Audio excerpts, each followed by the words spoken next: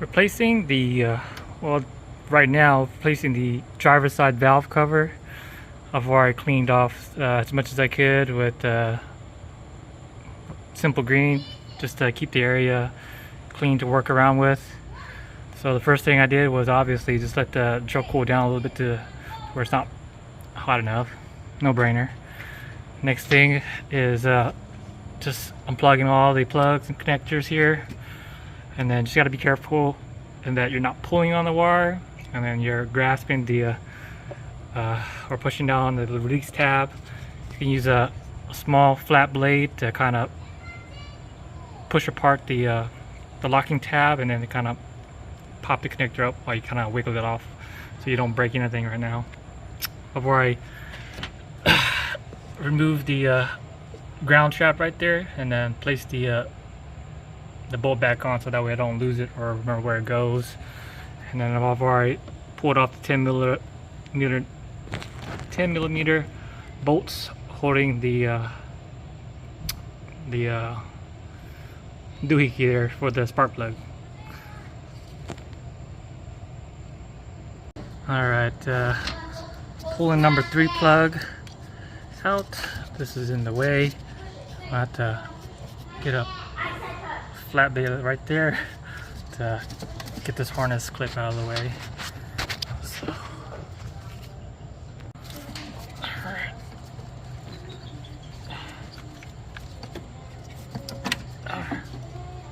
Alright. It's oil. Number 3.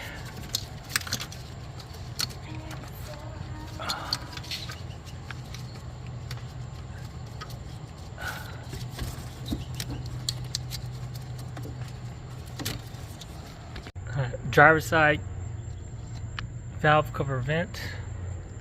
Let me see if I can zoom in, but that is pretty clean, so that's a good sign right there. Next thing I'm doing is I am undoing these zip tie harness clips. So what I'll do is I'll get like a little pick or a very thin flat blade. So in this case for me here, I'm just using a little thin pick, straight pick, and I'm just depressing the teeth clip right here, and then using the flat blade to get under the zip portion right there to pull it out. And then you got a few of them, so you got this 1, 2, 3. Looks like 3 from what I can tell right now. Correction, there is 4. Here's the 4th one, right in front. Correction again, there is a 5th one, which is down here. Let me see, turn on the light here. Okay. Right there. Right there. Alright, now look in the center. You have, let's see if I can get there, point that out. Alright, so this is the bracket that held to the harness right here, and then we got to undo this bracket right here. It's another 10 millimeter. It looks like it holds the fuel line or fuel return right here, right there. So yeah, so we're gonna undo that so that we eventually will free up the valve cover once we get all the bolts out for the valve cover. Just a word of caution, that bracket in the back here has a little, can be sharp, so just be careful when working around it and you don't want to stab yourself with that right there. Alright, 12 millimeter nut. I'm just gonna loosen this and then tuck the this hose out of the way, and then the other one for the purge valve right here. Hopefully this doesn't break off. That's good. Get that out of the way, and I might just leave the fuel rail intact and just work under it, but we'll see as I go along. Now the end of this harness loop, there's a connector plug, but that goes all the way down to the AC compressor clutch. It's hard to see here, I can't focus, I'm not sure if I can get enough light in there, but anyways, it's a little harder to undo that clip and unplug it, so we're just gonna keep the harness tucked to the side right here and then fish out the valve cover once I get all the bolts free. this is the backmost valve cover bolts right there. So I got my short 1/4 inch with a long 10 millimeter socket. It's gonna be a little tight to get into, but it'll break free eventually. And then around the opposite end right there will be the other corner 10 millimeter bolt, and the bottom bolts are going to be difficult to kind of get to. You might have to work down here under the fender, try to get it, and then you have to try to unclip. Be careful though, that I've already broken the plastic clip bracket right there for the I guess, I don't know, whatever line, ventilation lines, return lines or whatever right there. And then the other bolt in this general area, it's gonna be a little tight to get to. All right, once you get all, I think it's like 12 10 millimeter valve cover bolts all around the perimeter, you have a 12 millimeter bolt that we have to remove, and then the valve cover should pop off right here. Now if you try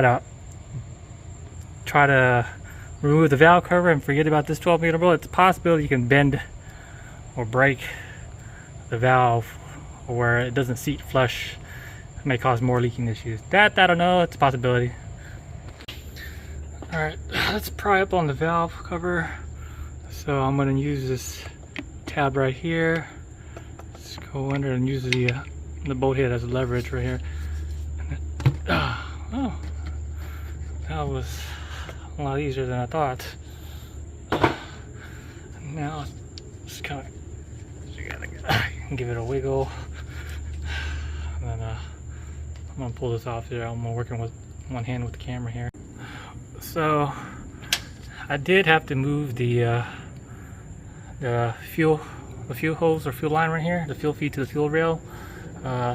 It's pretty self-explanatory. So what we'll do is we'll pry the clip carefully and then just push it back, and then squeeze in this little teal blue thing and then pull up to release it. So some fuel did come out, nothing crazy. It's not pressurized or anything that where it's going to spray everywhere, but some fuel will leak out. Oh, well, for me at least it did. So took that out of the way. So valve train looks pretty good for 270,000 plus miles. No heavy carbon deposit, but I've been using the Valvoline Restore and Protect 5W20.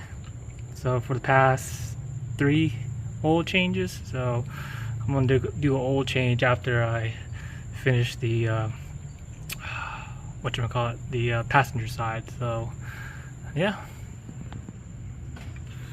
So zoom in a little bit. So there is some build up at the bottom, nothing heavy. Now number 2 is the one that was leaking oil, had some oil in there. So hopefully it's not leaking at the bottom of the tube cylinder here. I'm not sure if I can even peer in there. Let's try. Where is it?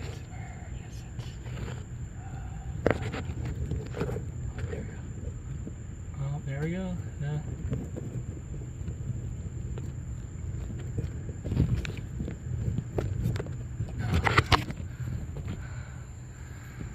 And then zoom back out here. This is what it looks like. 270,000 miles under the valve cover. Pretty clean, not too bad. Some old varnish right there.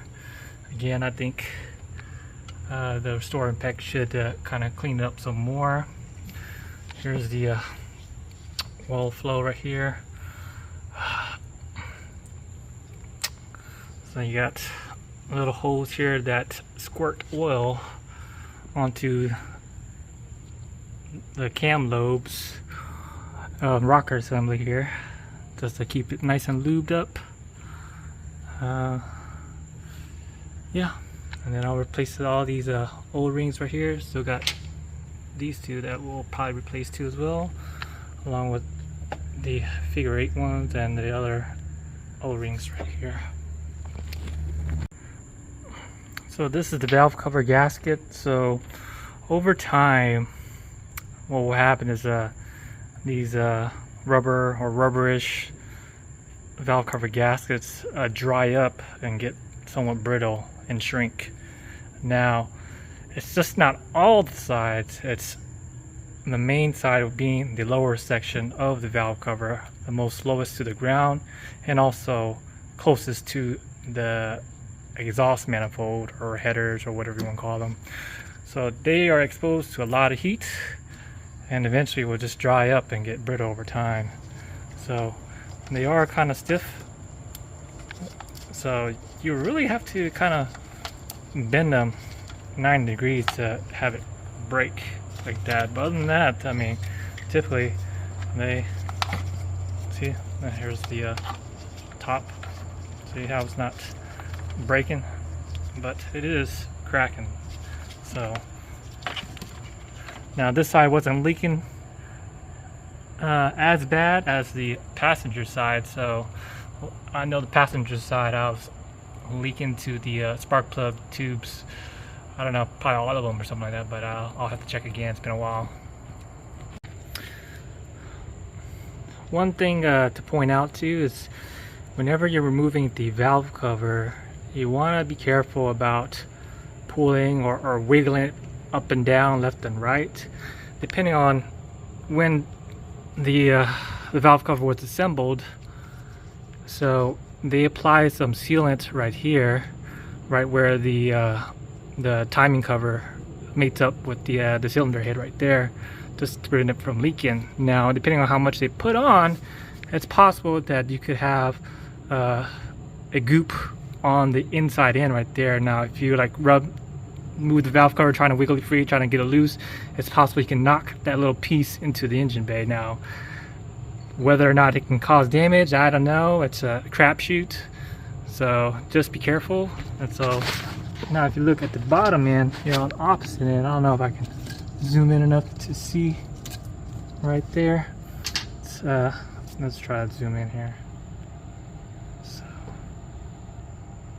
So you can kind of see it right there in the middle of the screen though, but it's covered in mud. But the inside end, you got a big piece of sealant there, so I'm gonna carefully clean it up and then scrape that off and then apply some new stuff when I reassemble the valve cover here after I clean it up.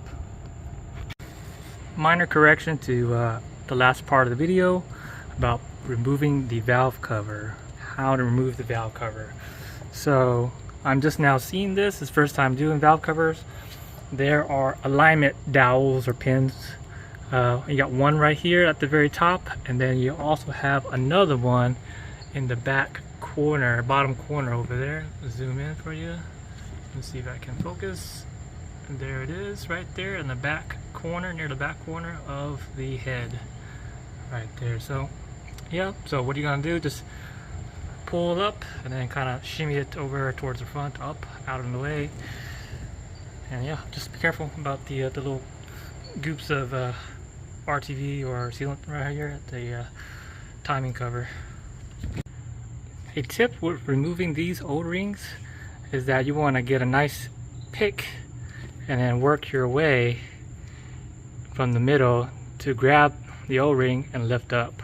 So if you notice, look at the O-rings here. So the inside lip has an indentation. They kind of squeeze right there, so that'll give you some space to grab it and then pull up. These are the original ones, rock hard, stiff. New one, it's squishy.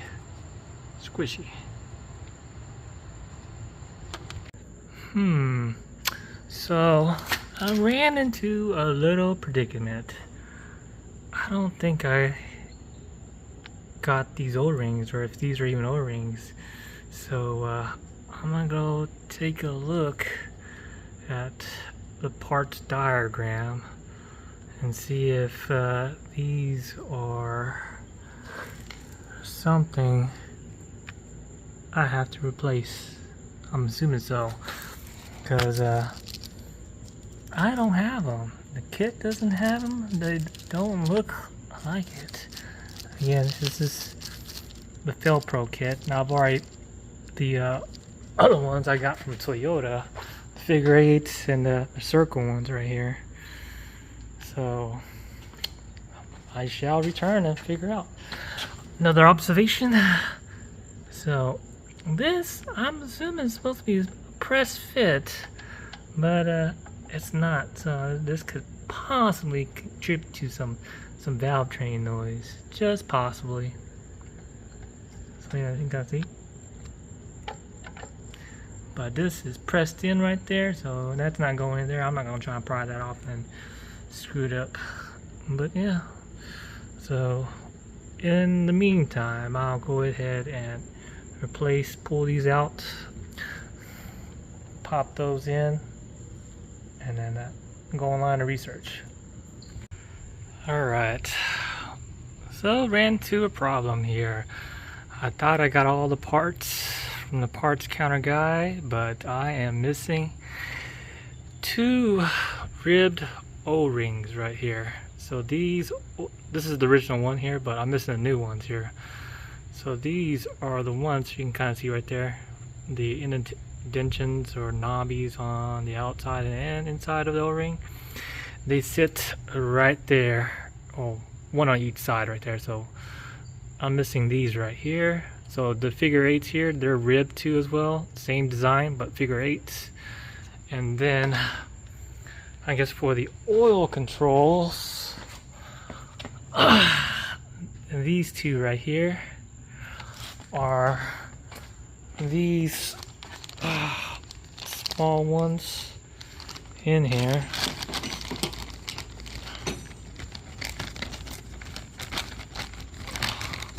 Come on.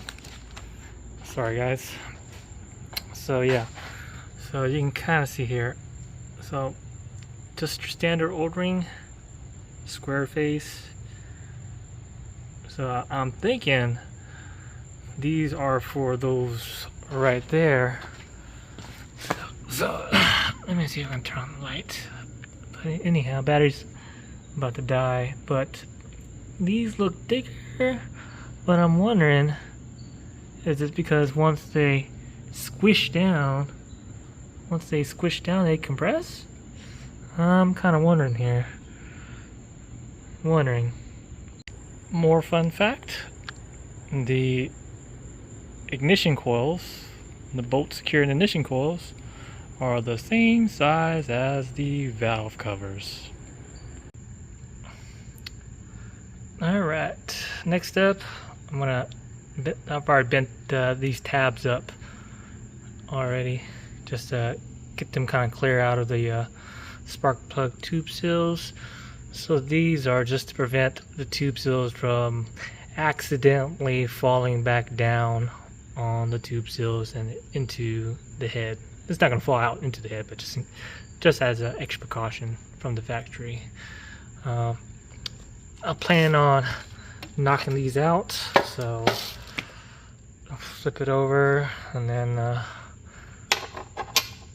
alright, that fits. So I got a 22mm socket that seems to fit perfectly there, and so what I'm going to do is going to smash down with my 2-pound sledge here, and hopefully it just knocks it out. So there you go, that was pretty easy. So let's go ahead and record it so y'all can see it firsthand. Look at that, too easy. Alright, so that didn't work. It broke it. So you got the outer part that I will have to pry out and get it out. So this is going to be the my method of what I plan on doing for the rest of the spark plug tube seals. So these tube seals they have a metal ring to keep its shape.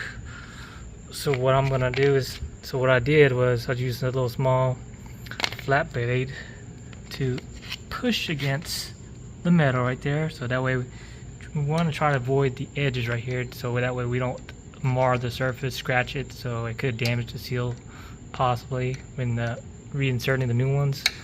So what we want to do is try to, you know, put something down right here, something soft, piece of rag, whatever, and then punch it. So what you're gonna do is you're gonna bend that piece of metal ring like so right here. I don't know if you can see it. So like so, and then you should be able to pull it out afterwards, or it'll pop up slightly to where you can pull it out with some pliers. So you can see there, see how I bent it, and then after that there's so much, then you should be able to pull it out pretty easy with some pliers. Now I did kind of mar the edges, but it's not too terrible. I'll try and clean it up with the file it down, smooth it down. So you can kind of see here. Well, that's, let me just try to clean some of that stuff up.